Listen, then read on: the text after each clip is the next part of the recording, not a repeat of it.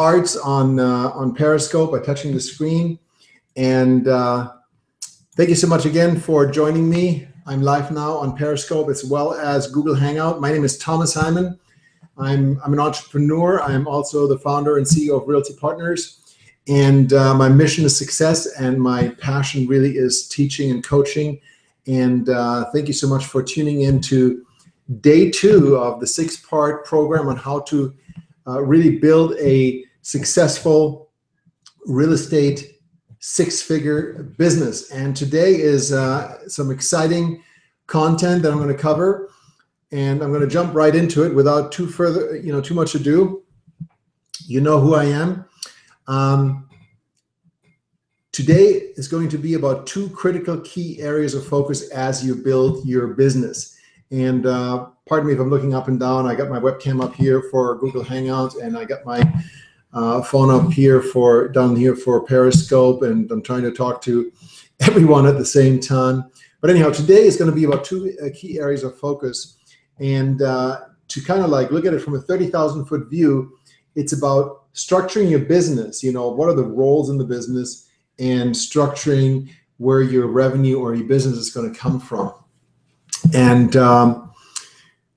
the first part really is, in my mind, to start with the end in mind. So you start a business, in this case, a real estate business. I think you really need to ask yourself, what is the business going to be all about? What is the service that I'm going to deliver? What is that amazing experience that I'm going to provide to my clients, to my customers? And what does it look like? You know, how is it different from what everyone else is doing? And once you do that, once you have that picture in your mind, you got to ask yourself, what are the functions or the job roles within the business? So in other words, what needs to happen? What needs to get done? What has to, take place in order for this business to deliver the product or service that it's selling? And, right now, it's going to be just you. So you're wearing all these different hats. It's like, you have a dozen different jobs within the business, and you got to bring some structure in there, and you need to decide, okay, what is the thing that you are going to delegate first? What is the thing that you're going to delegate last? And then secondly, of course, we need to have a formula of bringing the business into the door. So if you're like most real estate agents, you are spinning a gazillion plates, and you're dealing with increases that are coming in. You're answering the phone.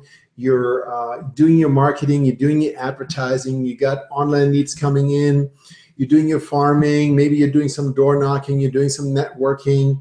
You're answering calls. You're out with buyers. You're calling listing agents ahead of showings. You're scheduling showings. You're printing out maps for your showings and MLS sheets, and then you're working up maybe hopefully some offers and writing contracts, and you're going on listing appointments and hopefully get the listing, and you got to put it in the MLS, and you take pictures and measure the rooms and write up everything and make sure it's advertised properly. And it's just a huge, humongous job. And if you don't bring some structure into it, first of all, you're going to drop balls. You're going to drive yourself insane, and you're never going to deliver any level of excellence.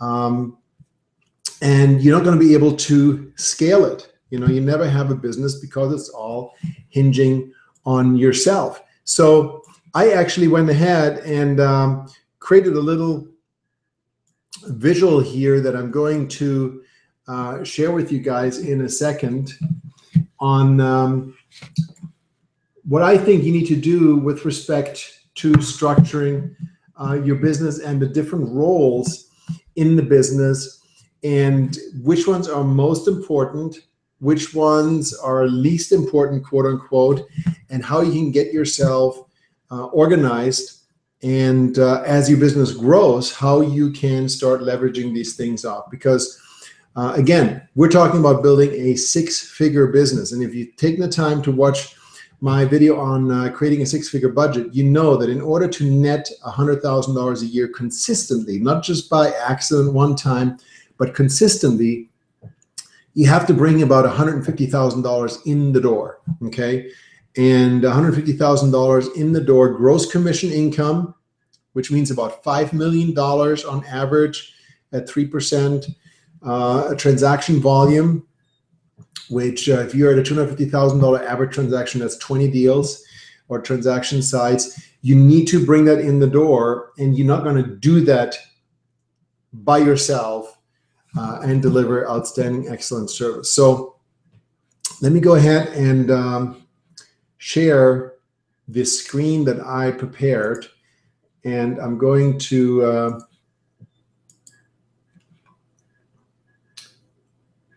hold on. Just bear with me for a second. I'm having a technological challenge here on my Google Hangout, which is one of the reasons why I really like Periscope.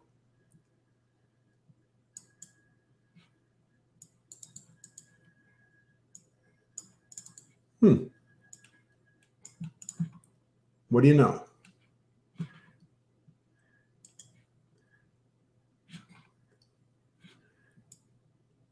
Give me just a second here.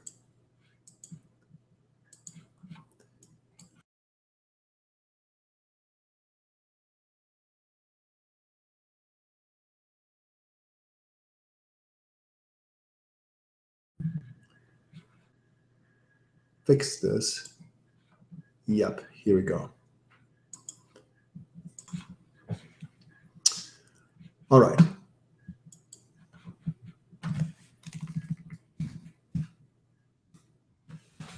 So let me show you this here on Periscope as well. I'm going to turn around the camera. And on the screen here, I have a number of roles. These are really the roles that are within your real estate business. I'm going to go over those and then go over how we can kind of streamline things and where you need to look at, you know, what gets delegated first. At the top, we have Rainmaker, and the Rainmaker, that really is you, or ought to be you, and that's the leader that's responsible for all the business generation, making it rain, you know, generating new business, bringing new clients in the door. The second role is listing agent. You know, as a listing agent, it's incredibly important.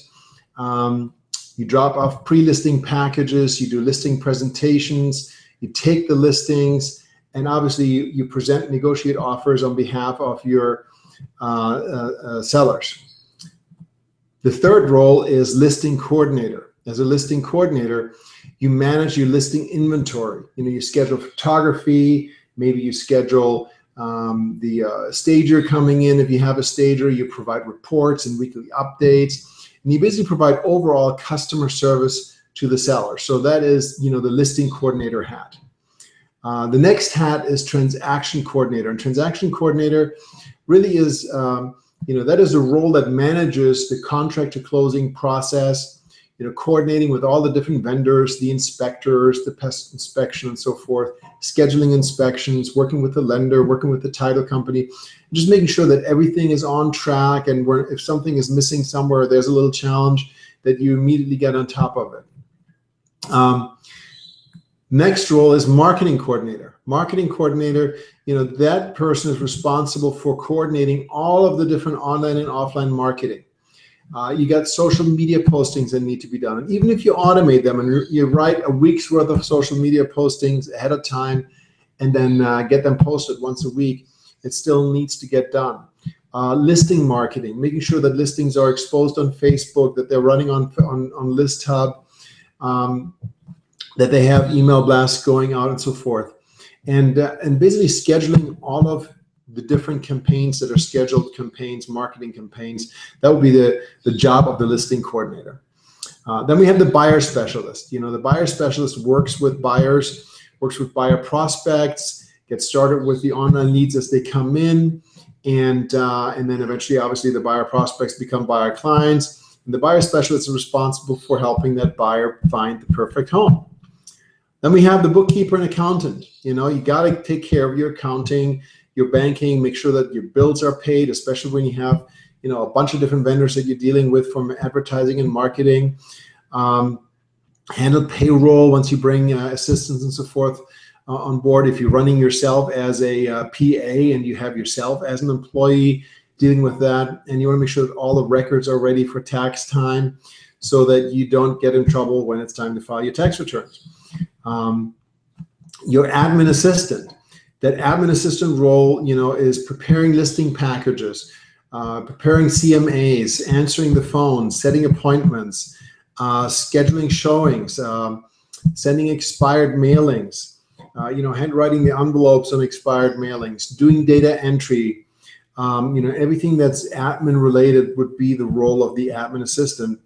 And then you have the photographer hat, where you go and you take pictures. You take professional, high quality photos for all of your listings, and so those are the roles of the successful, especially getting started real estate agent. So if you are in real estate and you're building a practice, this here, right here, is your business. So this is all the different hats, all the different roles within your business that need to get done. When you start looking at that list, it kind of sinks in. Oh my God, we got here what? 1, 2, 3, 4, 5, 6, 7, 8, 9 different jobs, so to speak. And they all need to get done. So it can get a little bit overwhelming. And let me get back on the Google Hangout here. Hold on. So this can get quite overwhelming, having all of these different jobs that need to be done. And a big challenge as your business starts to grow as a real estate agent is to start delegating the wrong thing. And I've seen that over and over again, and I have been there. So let's take a look at that list again.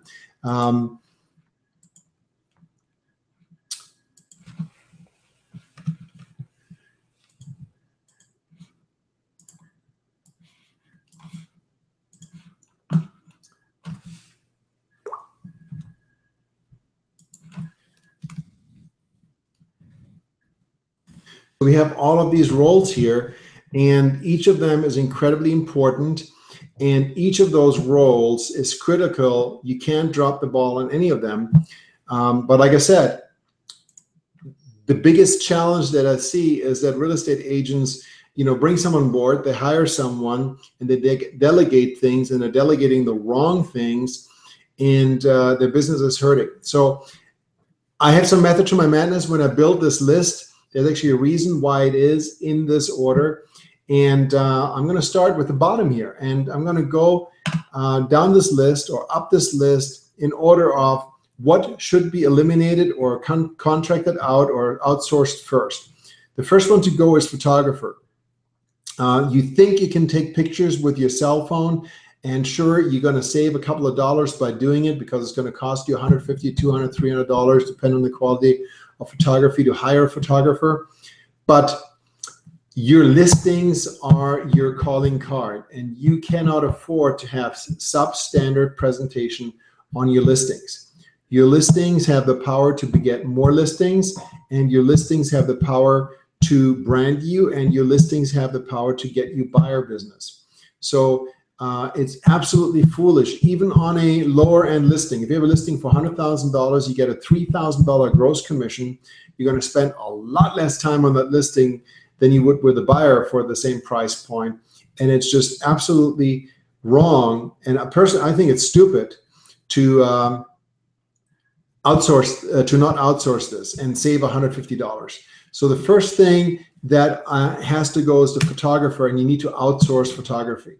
It's also going to free you up a little bit, because you're going to save a few hours, and you're going to be just so much more professional. When you take a listing, Mr. Seller, the next step is going to be, I'm going to have my photographer come take the pictures. I don't believe in taking pictures with my cell phone. It may be a 10 or 12 megapixel camera, but it's not the same as a professional photographer. And just as a side note, do you know any professional photographer that shows up with a tiny camera or a cell phone to take the pictures? No, obviously not. So that would be the first to go. The next one is going to be your admin assistant role. That hat, remember, these are all hats that you're wearing. These are all things you are doing right now. Now, initially, you're starting out at ground zero, and so you're obviously doing all of it yourself.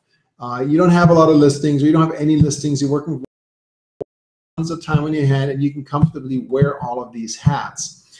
But as you start getting busy, as you start executing on marketing campaigns, as you start bringing in listings, as you start going on listing appointments, as you start having more buyer clients to work with that are qualified to work with, obviously time is going to be at a premium.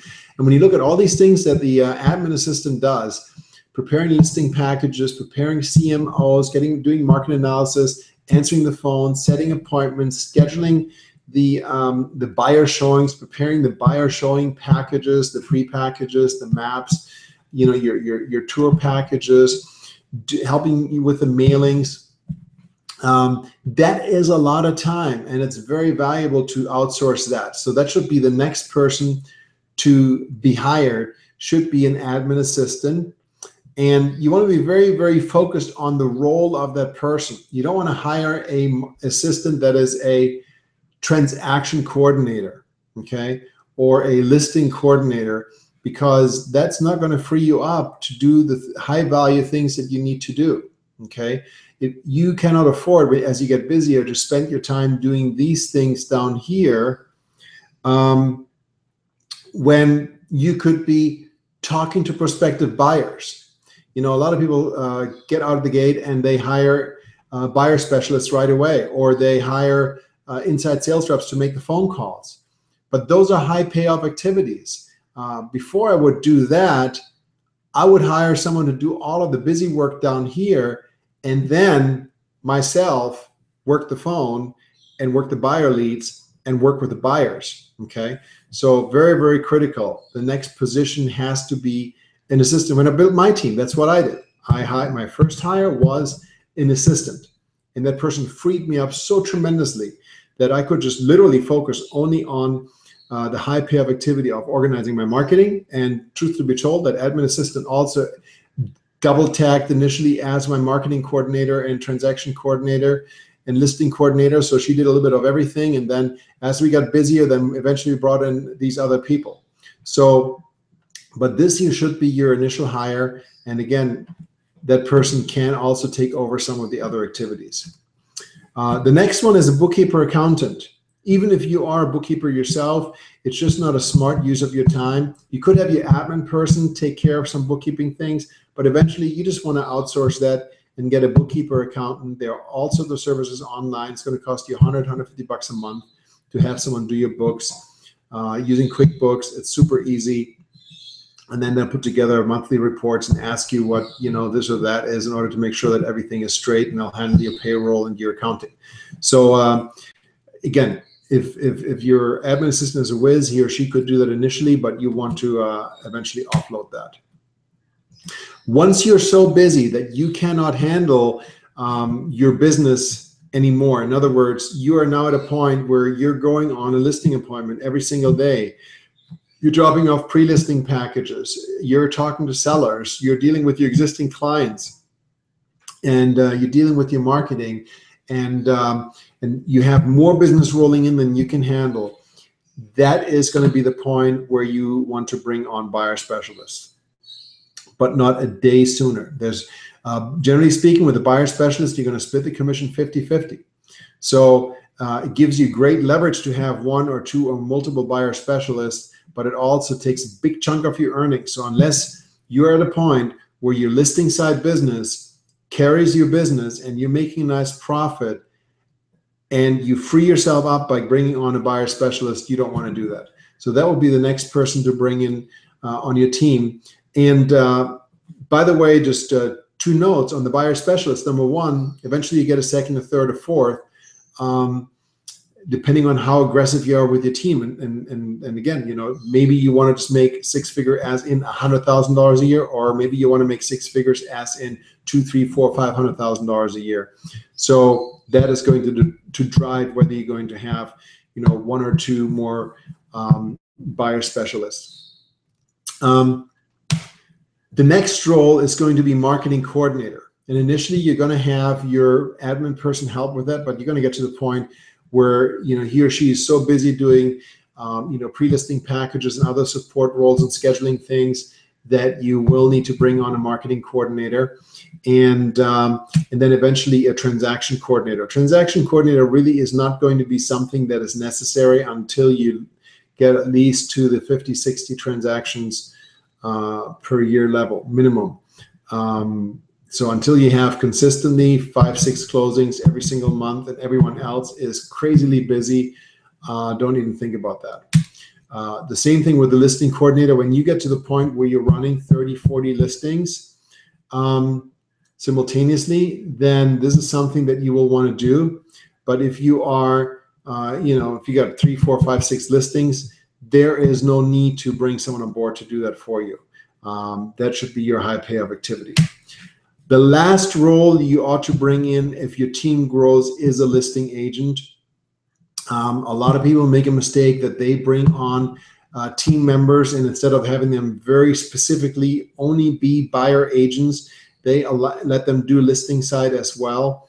But you need to be the face of the listing. You need to be the listing specialist until the very end. The listing agent would be a partner role that I would fill when you get to the point that you want to step away from the business and have someone else really take over, and you're looking at it with a view of selling the business and divesting yourself from the business. So, and obviously the rainmaker would be the very, very last role that you would consider changing, okay? So that would be the breakdown of the roles, and I hope I gave you some food for thought with that. Because right now, if you're doing your business, whether you're doing 1 or 2 transactions a year, or you're doing 10 or 20 transactions a year, or you're doing 30, 40 transactions a year, these are all roles that you are right now filling, unless maybe you already brought on an assistant and that person is handling some of these things. I found it incredibly important, and someone that really gave me a lot of thoughts on that was Michael Gerber with a great book called The E-Myth, which I highly recommend that you read. The E-Myth Revisited. That really talks about the entrepreneurial myth where people think that they have a business, but they really don't, because it all depends on them, as opposed to really having a business where you have different roles and different departments that run by themselves. So planning this out and deciding, okay, these are the roles that I have right now, and these are the roles that I want to be able to leverage out down the road, is really, really critically important as you build your business, especially a 6-figure business. And again, it's a fluid situation. If you're focusing on the very high-end market and you're going to do a lot fewer transactions, but you're going to deliver a much higher, high-touch kind of service than you would do in a traditional real estate business, then that may require other roles first. So you may not bring on a buyer specialist, but you may bring on a director of marketing or marketing coordinator to help you really put together very high touch materials. Also, some agents that specialize on the high-end marketplace join firms where they have a lot of these resources provided to them, but of course at a price, so you start on a 50% split, and if you're a super top performer, you might get to a 70-75% split, and so the money that you're paying into the company pays for the marketing and transaction coordinator and customer service people. But you need to have these people on your team, whether you pay for them yourself or whether they are provided by your company and you pay for them indirectly by having a different split and a different fee structure. When I first started in real estate, before I decided to build my team, I actually worked with a company called Michael Saunders. Michael Saunders is one of those full-service companies with a specific focus on the high-end market, and I was at their Longwood Key office, and so that's how they operated. You started at 50-55% split, and I think the absolute top performers in the office, we're talking people doing tens of millions of dollars, were at a 75% split. and most people were in the 60 to 65% split when they got into the multi-million-dollar production. But in return, photography, marketing, all of that stuff was being provided by the company. Now, let's take a look at the second area. So that's the first area that you need to focus on. You really need to put pen to paper and map out for yourself, these are all the roles in my business, and then make a plan that when I get to this point, I'm going to bring on this person. And the first thing you need to do immediately right now is decide that you will not take any more pictures with your cell phone, because I think it's absolutely horrific when I look at listings in the MLS and 9 out of 10 have just substandard photography, and it's not what you want to do if you want to be outstanding and build a strong business. The next thing, which is equally important, is structuring your sources of business. And a metaphor I would like to use is a metaphor of a table or a Parthenon. When you have a table, the table, you have a tabletop, and then you have multiple legs that are underneath the tabletop. And the legs are what gives the table stability. Imagine a table that only has one leg, and it's going to be very, very wobbly. Or if you have a table with 2 legs, it's going to be, obviously tilting over. And so creating stability in your business means having a successful formula for business development in a number of different areas. So you have these different sources of business, and you need to create a pillar for each of those areas. And actually, the person that gave me the metaphor first is Jay Abrams. Jay Abrams is a marketing genius, and he's for literally decades now been teaching the idea that you want to build this Parthenon with your pillars of business or lead generation. And the key is to not spread yourself too thin and target 17 different areas all at the same time, but to build one out and make it strong, and then go and add another one to it and make that strong, and add another one to it and make that strong. And so as you progress, you build a solid structure. And so I went ahead and created a graphic here that I'm going to share with you that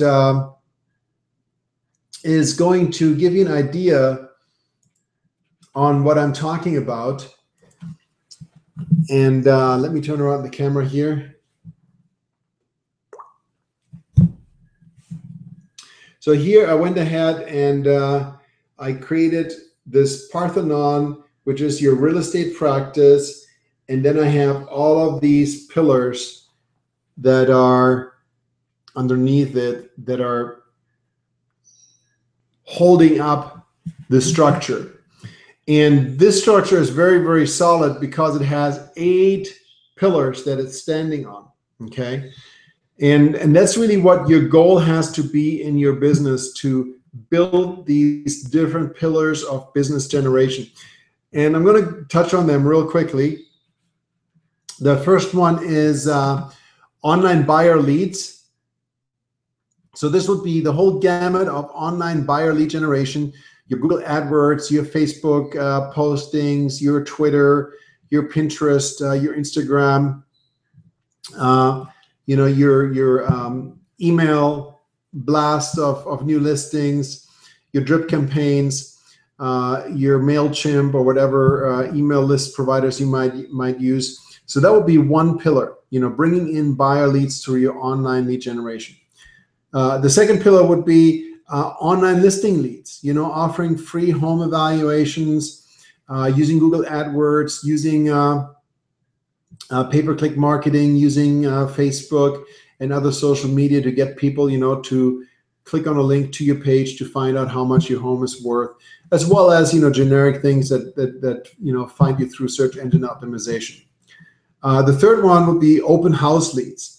Open house leads can be very, very effective, but you don't become effective by having just one open house sign and setting up an open house and sitting there looking bored. The agents that I know that have success with open houses that are generating a ton of buyer and seller leads hold private open houses within a community, hold general open houses for the general public. They put out literally between 50 and 100 open house signs, just plastering the entire neighborhood. They have their iPad with their iPad open house application for people to register because the capture rate is so much higher. They have contests and giveaways and raffles. They have refreshments. So, I mean, it really truly is an event. And many times they have two agents there, or an agent and assistant, because when you put out 100 signs and you promote the open house, you're going to see some traffic. So that will be another pillar: promoting open house, generating leads from open houses. The next one would be client referrals, past client referrals.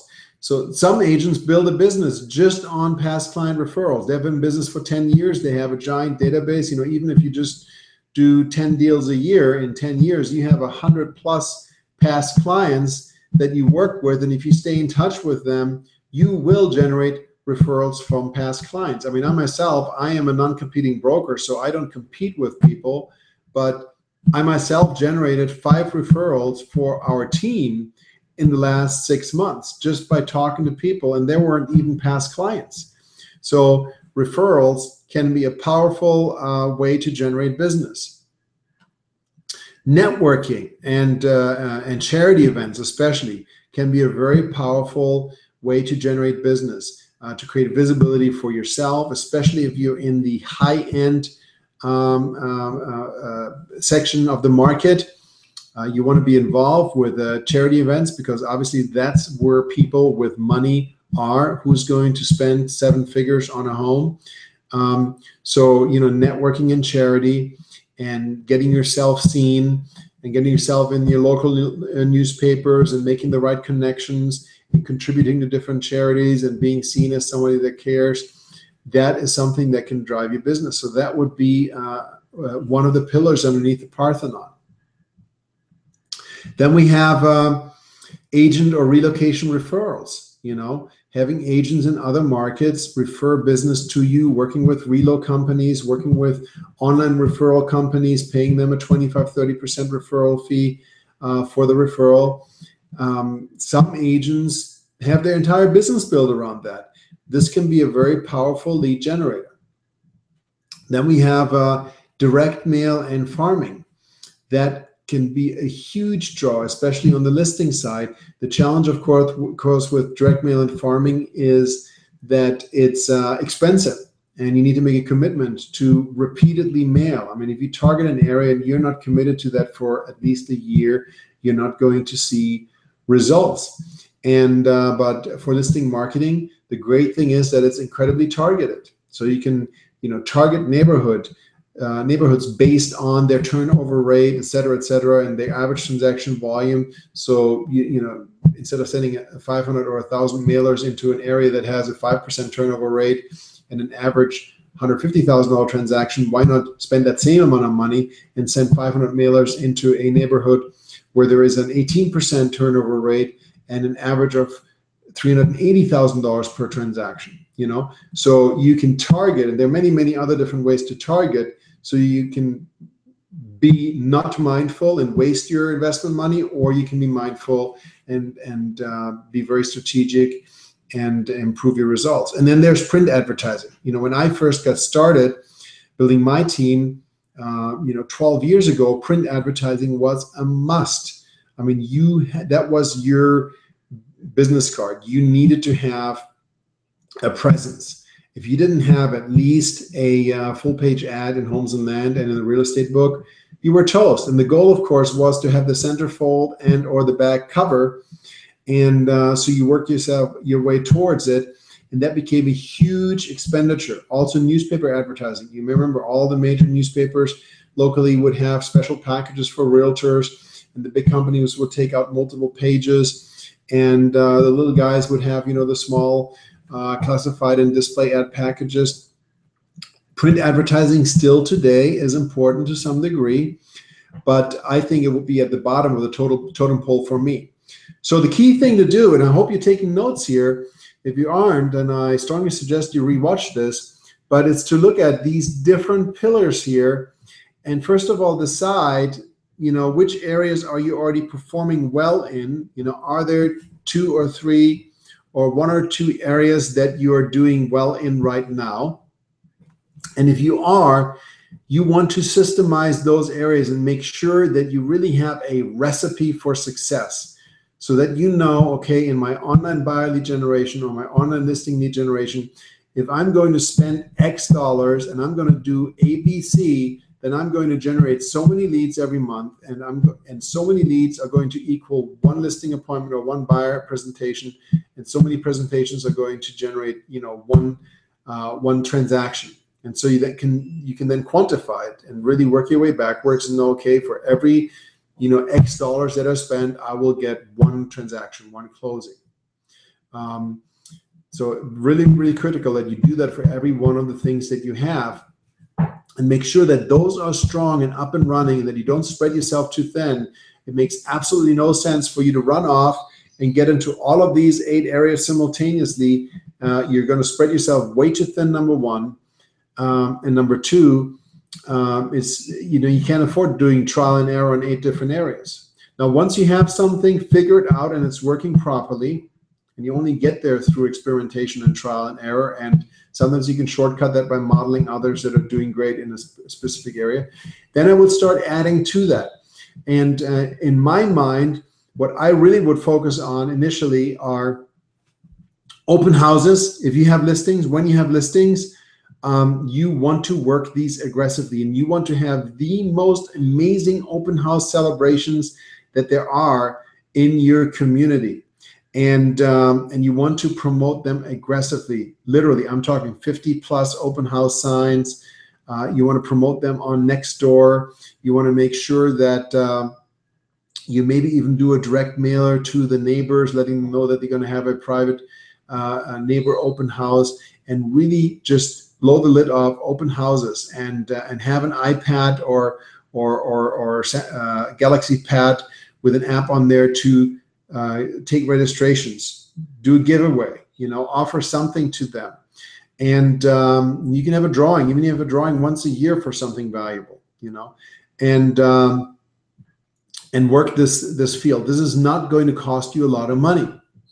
The next thing is past client referrals, really making sure that you stay in touch with your past clients. And by that, I mean some kind of mailing once a month, and picking up the phone every other month and touching base with them in person.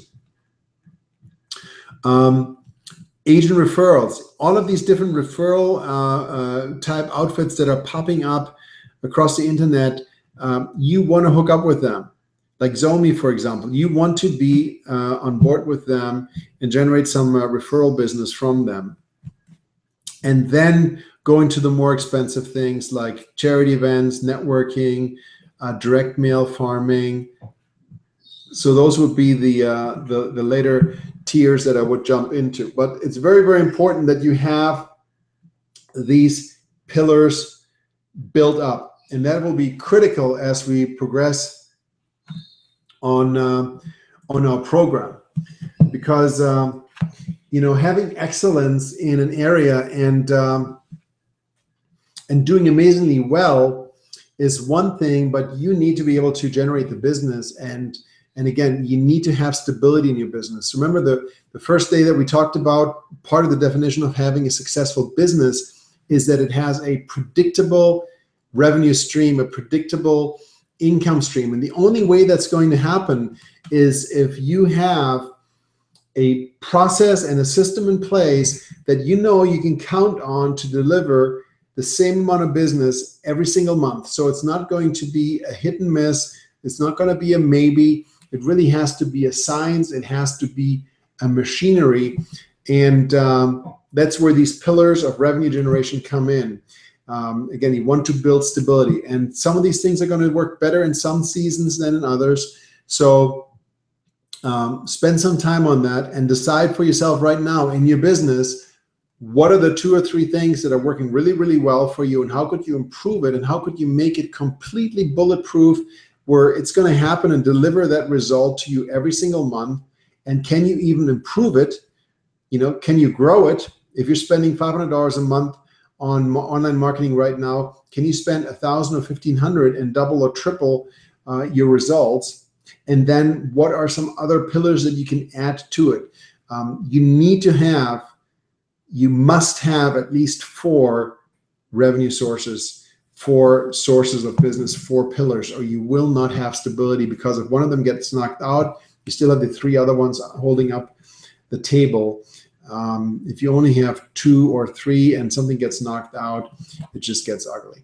So that was it for today. Thank you so much for tuning in. Please feel free to post any questions that you have, either on Periscope right now. I'll hang out for another minute or two. Also on Google Hangout, you can post some questions on the right-hand bar, and you can of course also email me or text me. You can Twitter me at Thomas Hyman. You can go ahead and email me at thomas@realty-partners.com. You can follow me on Facebook. You can also send me a text message on my mobile, which is 941-312-1290. And I'll be sure to get back to you and help you with any questions you might have as we progress through the program. Tomorrow, we're going to talk about listings. The header, the subject is leading with listings. And as you build your real estate practice, you have to lead with listings. I know it's very easy to be so focused on the buyer side, and it's easy to generate buyer leads through online marketing, but to create a presence for yourself and to really create an anchor, a foundation for your business, you have to lead with listings. And so we're going to talk about that tomorrow. Thanks so much for tuning in. And I'm Thomas Hyman, founder and CEO of Realty Partners, and looking forward to spending some time with you in day 3 tomorrow of our 6-part program. Good night.